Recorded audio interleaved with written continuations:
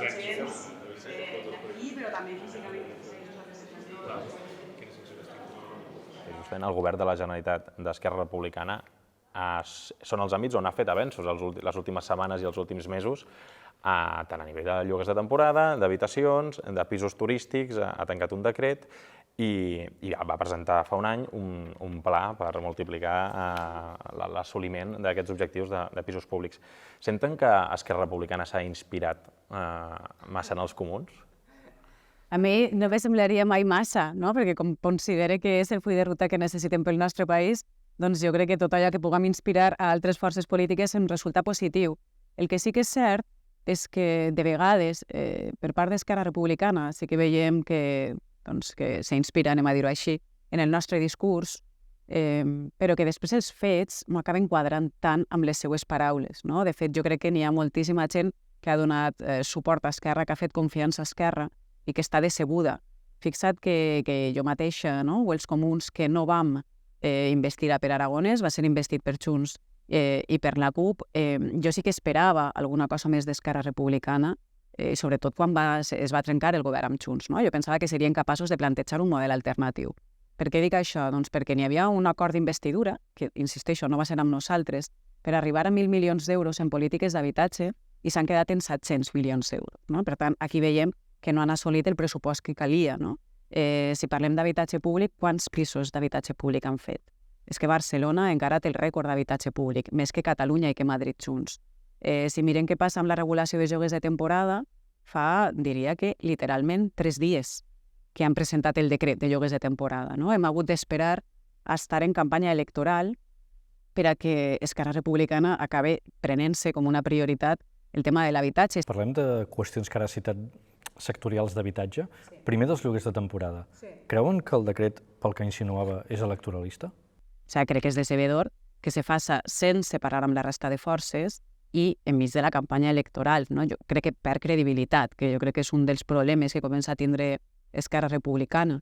Li costa fer balanç, i per això jo crec que ara fa molts anuncis en campanya com si no hagués estat governant durant 3 anys. Per tant, no pot fer balanç, però és que a més li falta credibilitat.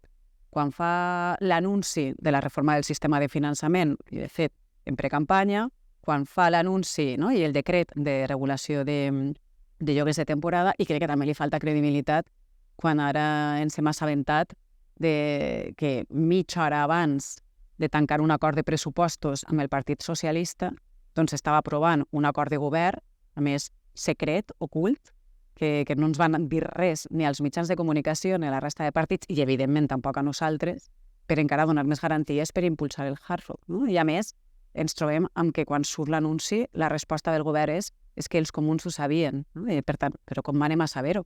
Algú es pensa que si jo sé això no ho faig públic?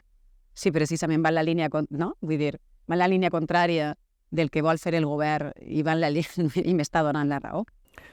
Atesa aquesta situació i el que pensen els comuns del Hard Rock, que és sobradament conegut, com es fa compatible transmetre que els comuns són garantia que el Hard Rock no es farà i que, en canvi, l'única alternativa de govern que tenen és fer un govern amb el PSC i amb Esquerra, que en teoria volien aprovar uns pressupostos que permetia avançar en el Hard Rock? Doncs aquí està la clau. Quan més força tinguem els comuns, més garanties de que això no passarà. I, per tant, evidentment per nosaltres, tot aquell que ens faça confiança i que ens doni el seu vot ha de saber 3 coses. La primera és que no pactarem amb la dreta. Evidentment, l'extrema dreta ja ho dona per suposat, però evidentment nosaltres no volem pactar amb Junts i no pactarem amb Junts. I si algú tenia dubte de que era la refundació de Convergència, ahir mateix Jordi Pujol ho va deixar ben clar. Per tant, primer, garantia de govern progressista.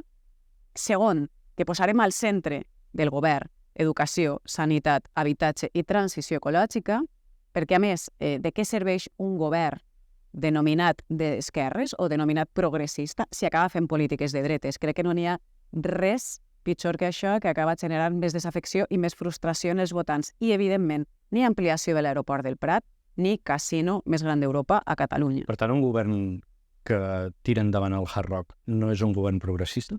Evidentment que no ho és. Estem parlant d'un projecte que consumiria tanta aigua com una ciutat de 30.000 habitants enmig de la pitjor sequera, que a més agreuja el principal problema de salut pública que tenim ara mateix el nostre país, com són les addiccions i en concret la ludopatia, però és que, a més, insisteixo, va amb un model productiu que està desfasat, que ja no serveix i que deixarà a Catalunya a la cua.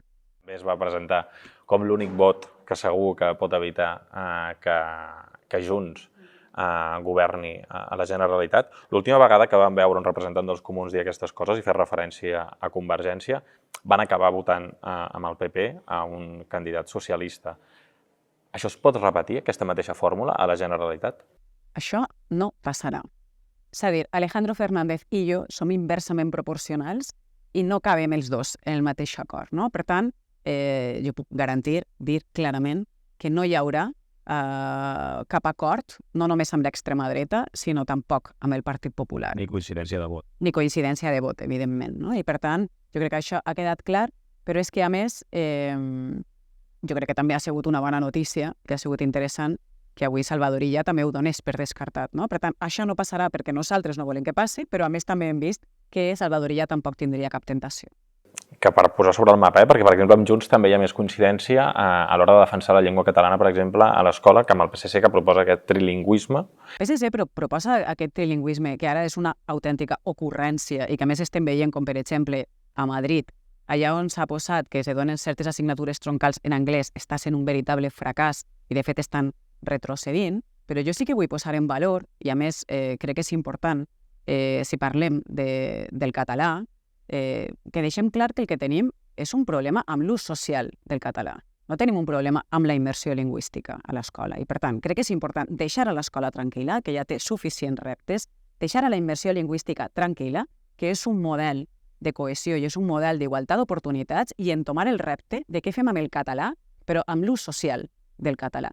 I jo sí que voldria, si parlem d'immersió lingüística i del català a l'escola, posar en valor el que jo crec que és el camí, que és l'acord al que vam arribar el Partit Socialista, Junts per Catalunya, Esquerra Republicana i els Comuns per blindar i protegir aquest model d'immersió.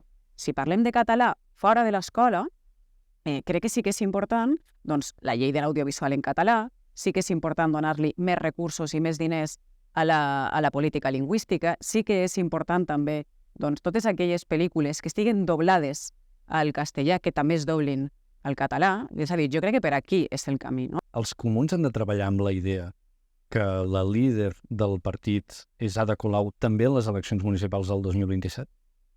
Bueno, jo crec que Ada Colau ha de fer el que ella considera en les properes eleccions municipals. Jo crec que ha sigut la millor alcaldessa que hem tingut mai. Crec que seria una molt bona candidata i, per tant, una molt bona alcaldessa, però crec que evidentment, això és una decisió que li pertany a l'Ada Colau i també a l'organització de Barcelona, no? I, per tant, crec que no fa ni un any que han estat les eleccions municipals, tot just ara arribarem, per tant, n'hi ha temps per davant i crec que és una reflexió que toca a nivell municipal.